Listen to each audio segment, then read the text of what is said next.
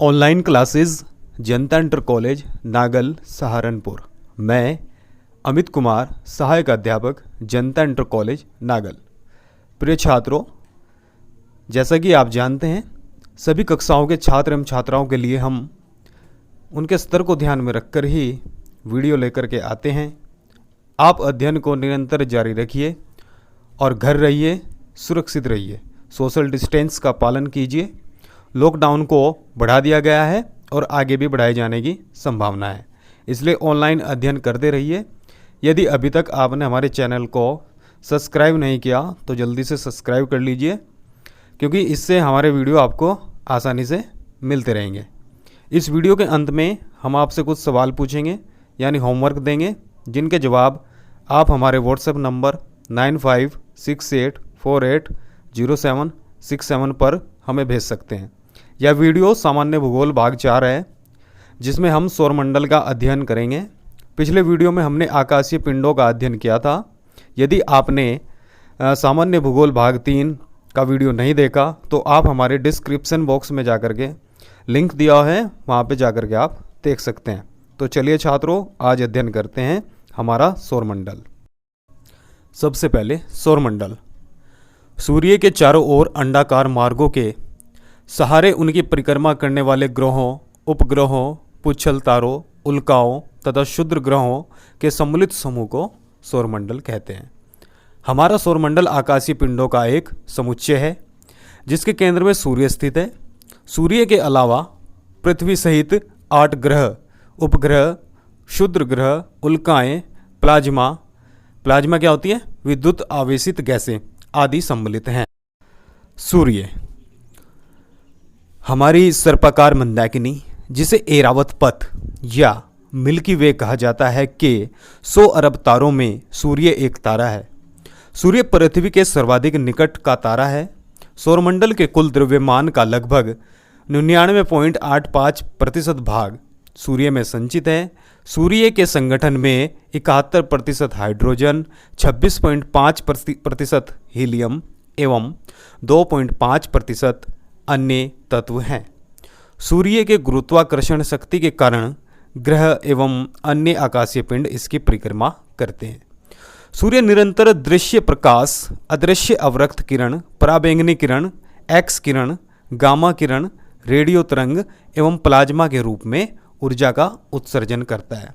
सूर्य की दीप्तिमान सतह को प्रकाश मंडल या फोटोस्फीयर कहते हैं। प्रकाश मंडल के किनारे प्रकाशमान नहीं होते, क्योंकि सूर्य का वायुमंडल प्रकाश का अवशोषण कर लेता है। इसे वर्णमंडल या क्रोमोस्फेयर कहते हैं, जो लाल रंग का होता है। सूर्य ग्रहण के समय सूर्य के दिखाई देने वाले भाग को सूर्य किरीट या कोरोना कहते हैं। यह एक्स रेज उत्पन्न करता है। इसे सूर्य का मुकुट भी कहा जाता है। पूर्ण सूर्य ग्रहण के समय सूर्य किरीट से प्रकाश की प्राप्ति होती है। सूर्य में उत्सर्जित होने वाले हाइड्रोजन की लपटें सौर ज्वालाएं कहलाती हैं। जब यह उत्सर्जित पदार्थ वायुमंडल में काफ़ी दूरी तक प्रवेश कर जाता है तो इसे सौर आंधी कहते हैं। सूर्य के कोरोना से बाहर की ओर प्रवाहित होने वाली प्रोटॉन की धाराओं को सौर पवन कहा जाता है। इसका निर्माण प्लाज्मा अर्थात आयनीकृत गैसों से हुआ है। सूर्य के कोरोना में स्थित काली रेखाओं को फ्रोनहोफर रेखाएं कहा जाता है। सूर्य में स्थित चमकीले धब्बों को प्लेजेस एवं काले धब्बों को सौर धब्बा कहा जाता है। जिस समय सूर्य का धब्बा दिखलाई पड़ता है, उस समय पृथ्वी पर चुंबकीय झंझावत उत्पन्न होती है। इससे टेलीविज़न, बिजली चलित मशीन आदि में गड़बड़ उत्पन्न हो जाती है। आयन मंडल में चमकने वाली बहुरंगी प्रकाश को उत्तरी गोलार्ध में उत्तरी ध्रुव ज्योति एवं दक्षिणी गोलार्ध में दक्षिणी ध्रुव ज्योति के नाम से जाना जाता है। यह प्रकाश क्रमशः आर्कटिक एवं अंटार्कटिक क्षेत्र में दिखाई पड़ता है। पृथ्वी का चुंबकीय मंडल सूर्य के आने वाले सौर पवनों को विचलित कर देता है एवं इस प्रकार सुरक्षा कवच के रूप में कार्य करता है। सूर्य के पश्चात पृथ्वी का दूसरा सर्वाधिक निकट का तारा प्रोक्सिमा सेंचुरी है। इसके प्रकाश को पृथ्वी तक आने में 4.5 वर्ष लगता है। सौर ज्वाला सूर्य की सतह पर दहकती हुई गैसें हजारों किलोमीटर ऊपर उठती हैं, सौर ज्वाला कहलाती है। सूर्य तप पृथ्वी पर पहुंचने वाली सौर विकिरण को सूर्य तप कहते हैं।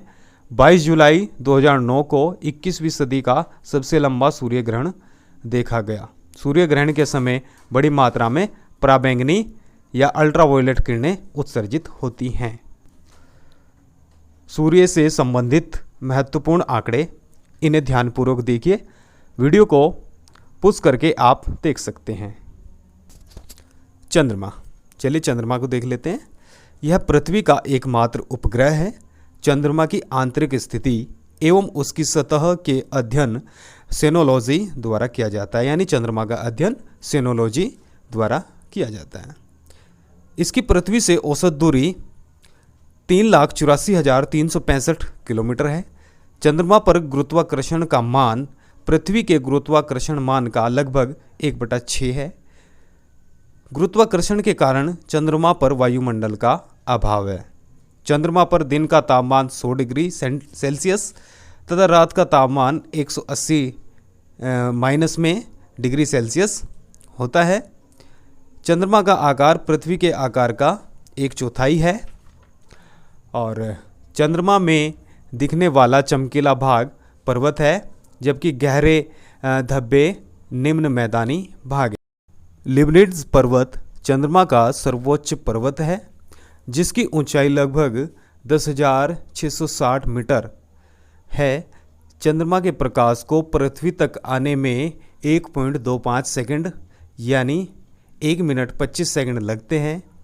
चंद्रमा दीर्घवृत्ताकार कक्ष में पृथ्वी की परिक्रमा करता है। इसकी पृथ्वी से अधिकतम एवं न्यूनतम दूरी को क्रमशः एपोज एवं पेरोज कहा जाता है। पृथ्वी के चारों ओर परिक्रमण के अलावा चंद्रमा अपनी धुरी पर घूर्णन भी करता है। इसके परिक्रमण एवं घूर्णन की अवधि समान है, यानी 27.32 दिन का समय इसको लगता है। अतः हमें चंद्रमा का समान भाग सदैव दिखाई पड़ता है। चंद्रमा का मात्र 59% भाग ही पृथ्वी से दिखता है। पृथ्वी के घूर्णन में लगा समय जब एक दिए हुए तारे के संदर्भ में पृथ्वी पुनः अपनी स्थिति में वापस आ जाती है, नक्षत्र दिवस कहलाता है। परंतु जब एक निश्चित मध्याह्न रेखा पर सूर्य उत्तरोत्तर 2 बार गुजरता है तो इसमें लगा समय सौर दिवस कहलाता है। चंद्रमा के घूर्णन की गति काफ़ी कम है। अतः यहाँ दिन एवं रात की अवधि लंबी यानी 2 सप्ताह होती है। जब एक ही महीने में 2 बार पूर्णिमा होती है तो इस घटना को ब्लू मून कहा जाता है। 1999 ईस्वी में एक ही वर्ष में 2 महीनों में जनवरी और मार्च में ब्लू मून की घटना घटी थी। चंद्रमा पर स्थित वह स्थान जहां नील आर्मस्ट्रांग एवं एडविन एल्ड्रिन ने 1969 ईस्वी में सर्वप्रथम कदम रखा, शांति समुद्र कहलाता है।